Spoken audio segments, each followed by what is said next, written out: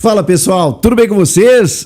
Brasileirão começou e o Corinthians já se deu mal, perdeu na estreia, frustrando o seu torcedor e ela tá na conta de Yuri Alberto, eu não posso fugir disso. Muitos erros também, vamos falar sobre tudo isso. Chega mais, eu sou o Chico Garcia, inscreva-se no canal e vamos juntos. Vamos falar do Corinthians, já tô no meu QG aqui, que estreou no Campeonato Brasileiro, visando também esse jogo da Supercopa, dando minutos para Memphis Depay, que fez a sua estreia em 2026 e colocou lá o seu time titular, né, o Dorival Júnior, na Vila Belmiro, onde o Corinthians foi mandante, né, nessa troca de estádios aí que o Timão fez com o Peixe. Recebeu o Bahia, de Rogério Ceni, um belíssimo time de futebol. E acho que a gente já começa por aí, né? A gente pode discutir aqui os erros do Corinthians, os problemas do Corinthians no jogo, mas é fato de que do outro lado estava uma grande equipe e que fez por merecer a vitória. A gente pode discutir o pênalti aqui, o gol do Jean Lucas e tal, o gol de empate, você pode discutir o que você quiser. O Bahia, ele mereceu a vitória, na minha opinião. O Corinthians poderia ter ido melhor pelas chances criadas? Óbvio que sim, e o futebol tem disso, né?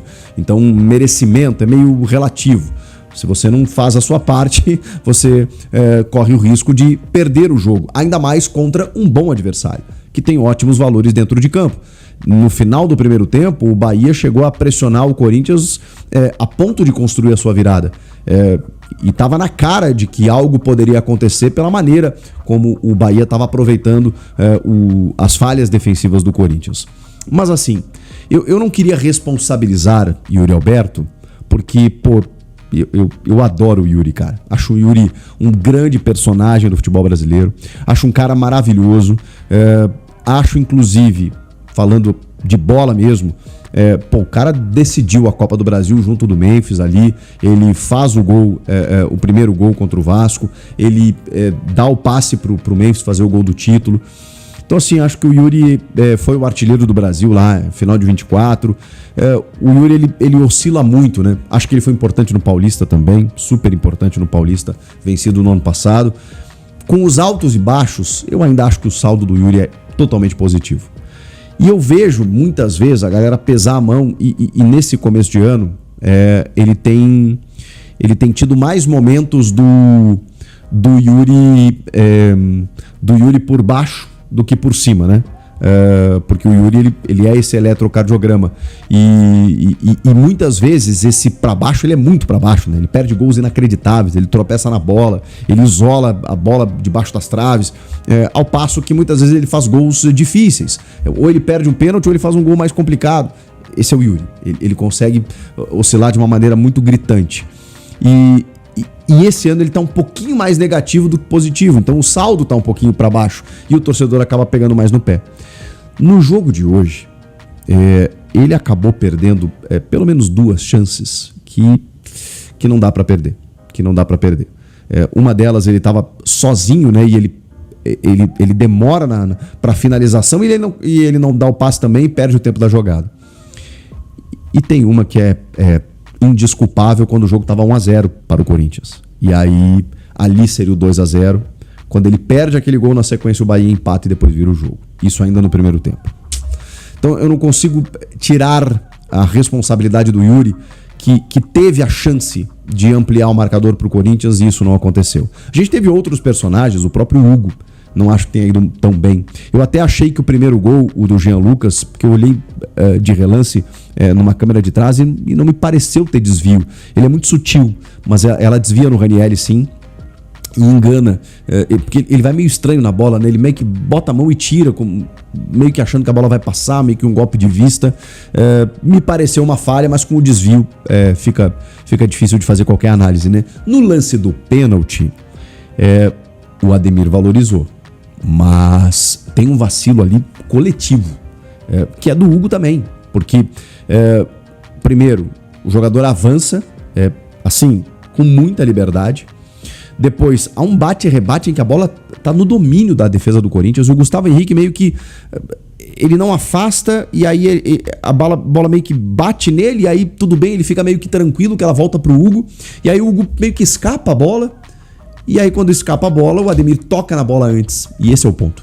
E aí o Hugo choca com o Ademir, que obviamente salta, seja pelo instinto do goleiro vir ou por cavar o pênalti mesmo, mas aí como tem o contato, o VAR nem entra, né? Porque seria um lance para o Daronco avaliar de novo, interpretar de novo, e ele marca no campo. Então eu não consigo questionar esse pênalti. Eu respeito quem questione, porque realmente há uma valorização, só que há o contato. E o salto ele é depois desse contato. E é isso que incrimina, entre aspas, o Hugo na jogada. E o William José vai lá e faz o segundo gol. Até o empate, o Corinthians estava bem, cara. Estava bem. De novo, aquela ideia do Yuri muitas vezes atacar o espaço pelo lado direito funcionou. E aí o Memphis flutuando junto do Bidon, com o Garro também solto na meia armação. E vimos momentos de Garro Prime. Vimos alguns lampejos de Garro Prime. E aí eu não posso tirar o fato de que o Memphis estava em campo. Porque a gente já viu o Garro tentar voltar ao seu alto nível e muitas vezes não conseguir por não ter o Memphis ao seu lado. Parece bobagem isso, porque às vezes não é uma coisa automática, não é um tabelamento do Memphis com o Garro, como aconteceu até nesse jogo. Mas não é necessariamente isso. É o fato do Memphis estar em jogo, ele muda toda a movimentação do ataque do Corinthians. E aí a gente viu nos minutos em que o Memphis esteve bem fisicamente, no primeiro tempo, quando o Corinthians estava a pleno como mandante, indo para cima, o trio funcionou bem demais e poderia ter resultado em algo melhor se o Yuri tivesse feito a parte dele. Então por isso que eu coloco muito na conta do Yuri, porque para mim o Memphis e o Garro fizeram a parte dele. Inclusive no gol. Cara, é um tabelamento maravilhoso. Quando eu vi aquele gol, eu falei, cara, que coisa linda. E lembrou os bons momentos do fim de 24, lembram daquela sequência de 9 vitórias lá do Corinthians com o Garro e o Memphis e o Yuri e tal, eles jogando por música, lembrou esses momentos, porque eles três quando estão juntos, a coisa funciona. E aí temos um novo integrante desse trio, que vira um quarteto, né? Que é Breno Bidon, pisando na área, se antecipando ao Yuri inclusive, porque aí o Garro dá o passe. Quando o Memphis está marcado, ele consegue devolver a bola pro Garro, o Garro nem pensa, ele já toca na entrelinha ali. Quando o Yuri vai atacar o espaço, aparece Bidon pisando na área. Que coisa linda de se ver. Filhinho de papai, Breno Bidon, você tem que fazer mais isso, tem que finalizar mais. E aí a frieza do Bidon. A frieza do Bidon foi chegar na frente do Ronaldo. Eu pensei, ele vai dar o passe pro Yuri, né?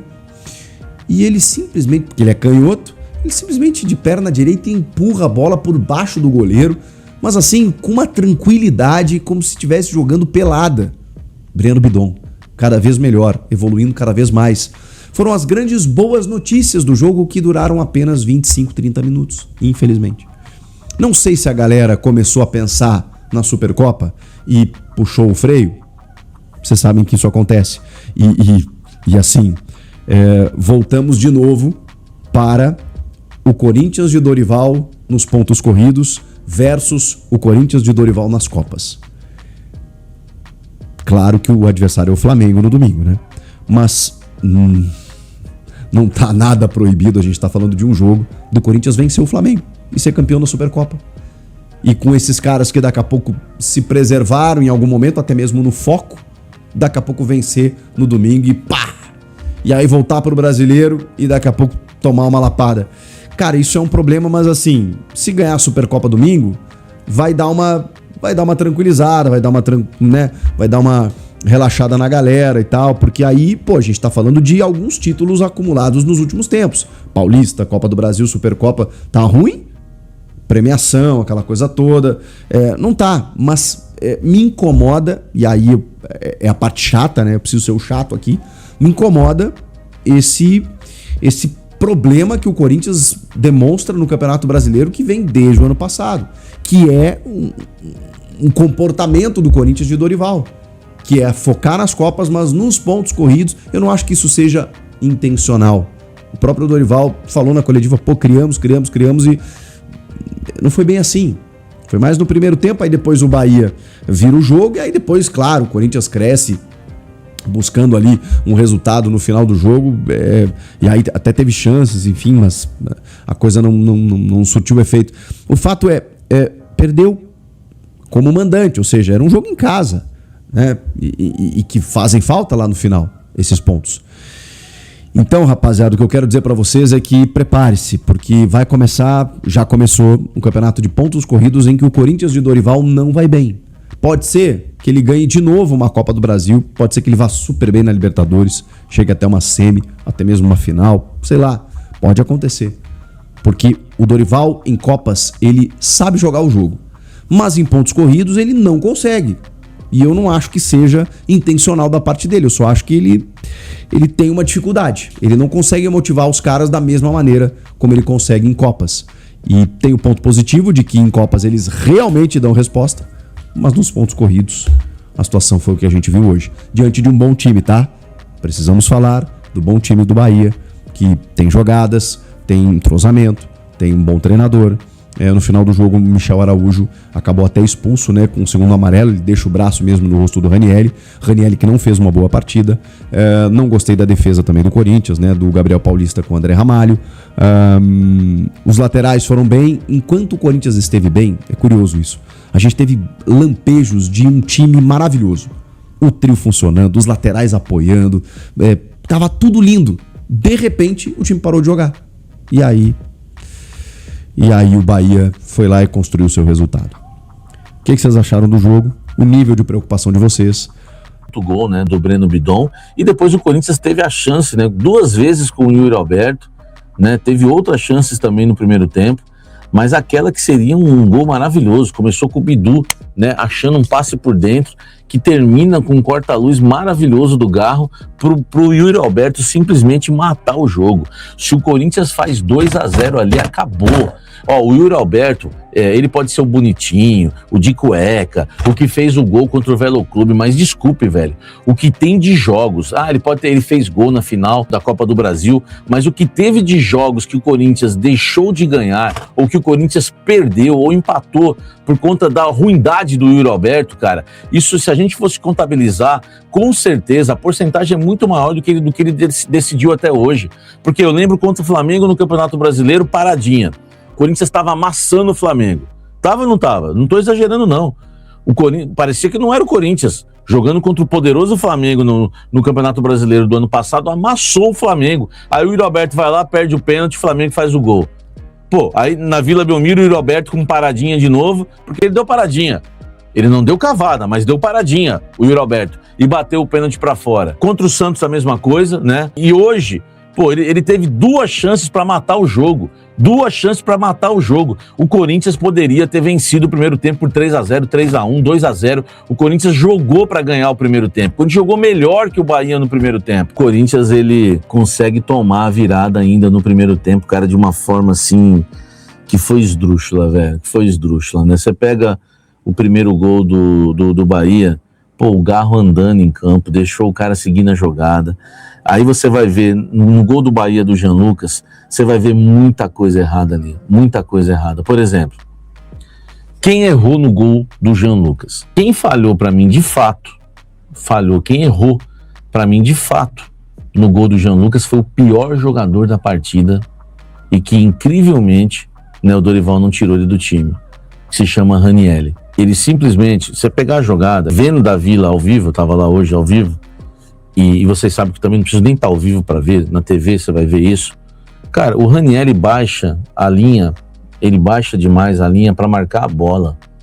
O Bidu tá na do Gilberto. O Gilberto tá aqui, o Bidu tá na dele. Simplesmente o Ranieri, ele baixa a linha para ficar marcando a bola, olhando para a bola. Quando ele baixa a linha, ele deixa o Jean Lucas livre. O Ranieri marca a bola e deixa o Jean Lucas livre para dar um tapa de primeira e mandar a bola no ângulo do goleiro Hugo, né? Uma vergonha, o Hugo nem pulou na bola, enfim. Nesta quarta-feira, o Corinthians recebeu uma proposta oficial do Fenerbahçe da Turquia pelo atacante Yuri Alberto. No entanto, a oferta foi inferior à formalizada pela Lazio da Itália, que foi recusada recentemente. Informação aí que tá chegando, né? O Corinthians recusou, né, a proposta aí, a proposta do Fenerbahçe da Turquia pro Yuri Alberto. E agora eu não sei como vai ficar a situação do Corinthians. Por quê? O Dorival pediu 6 reforços. Cara, sobre outros reforços, vamos lá. Corinthians está recebendo uma enxurrada de zagueiros oferecidos. O Dorival falou no coletivo que o Corinthians quer um zagueiro. Depois que ele falou isso, amigo, os empresários não param de ligar pro Marcelo Paes oferecendo reforço, oferecendo zagueiros pro Corinthians, tá? Zagueiro Dantas, do Novo Horizontino, Patrick, do Novo Horizontino, Lucas Veríssimo agrada, mas é muito difícil. Enfim, a gente vai descobrir os nomes dos zagueiros, mas tá tendo uma chuva de zagueiros. Então vamos lá, o Dorival quer 5 reforços. Dorival quer volante, meia, lateral e mais 2 atacantes. Vou repetir. Volante, meia, lateral e 2 atacantes. E um zagueiro também, porque ele falou 5 ou 6, né? E um zagueiro também.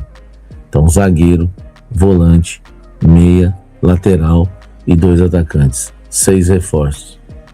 Agora vamos em busca dos nomes, né? Fala, torcedor corintiano, aqui trazendo mais um vídeo aí. Peço você que deixe seu like e se inscreva no canal. Vamos falar aí a respeito do Yuri Alberto, né? Yuri Alberto aí, péssimo, muito horrível, horroroso em campo aí. Ele perde mais gol do que faz, ele decide.